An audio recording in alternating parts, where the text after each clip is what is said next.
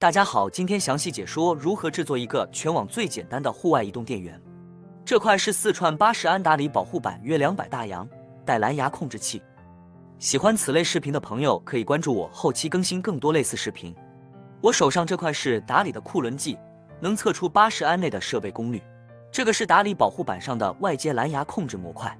视频里有什么不懂的可以咨询我或者给我留言，很乐意为你解答。这个是12V 的点烟器接口，可以通过点烟器接口外接其他设备。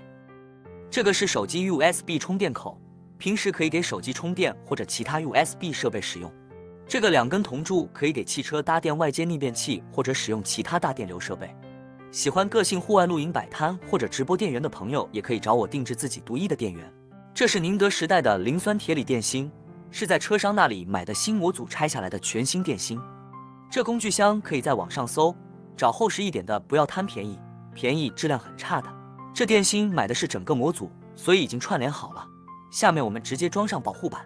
我们按照保护板上的接线图把排线接好，排线第1根黑线接到保护板的总负极，也就是 B 负。按排线顺序，第2根红线接到第2串电池上，也就是 B1， 电压在 3.2V 之间。按说明书接，一直接到第5根排线到电池总负极，电压在 13V 左右的。现在我们把电池的总负极接到保护板的蓝色线上，也就是保护板上的 B 负。这是达里的触控屏，我们接上去看下保护板是否正确安装好，显示电压正常，说明保护板已经正确安装。下面我们就可以把电量表还有其他设备按照自己喜欢的布局来安装到箱子上。有些粉丝说胶做的箱子不安全，要不锈钢做的才安全。其实很多1线品牌的电源也是胶做的，比如某小2还有某号也是胶做的。安不安全取决于你怎么使用，正常充放电不超功率使用就没事的。我把电量表安装在手提位置，本来想安装到盖面上，但是箱子的高度不够，只能妥协下装到把手位置。安装好后，用液体绝缘胶把电量表固定好。接着我们安装其他需要用到的设备，在盖子2个角位分别安装1个铜柱上去。我用的是宝塔开孔器开孔的。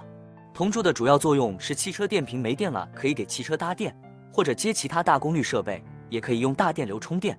在左边安装1个点烟器到电源上，点烟器可以接很多设备，比如车载吸尘器、车载打气泵等等设备。右边安装个 USB 充电口上去，方便给手机或者其他需要 USB 供电设备使用。设备安装好后，我们就给设备接上电线，红色线接正极，黑色接负极，把设备正极跟红色铜柱一起并联起来，设备负极黑线跟黑色铜柱并联起来。一般设备接线处标记加号就是正极，减号就是负极，没标记的可以看说明书或者问客服。电线接好后就是这样子的。接着我们把刚刚装好保护板的电池组放到电源箱里，把正极线和负极线分别接到铜柱上。接好后再给电池组做下绝缘，再把电源箱多余的地方填充下，这样我们的户外电源就完成了。因为时间问题，视频剪辑了很多，电源箱填充还有些细节就没办法展示。这是电源制作好后的大概效果，再贴点自己喜欢的贴纸上去，就会显得个性漂亮很多。最后用这个20安的充电器通过铜柱给电源充下电。视频制作不易，麻烦点个小红心支持下，你的支持就是我的动力，非常感谢你的支持。充电器红灯说明充电器在给电源充电，再看下充电电流在18安，也就是250瓦左右的充电功率。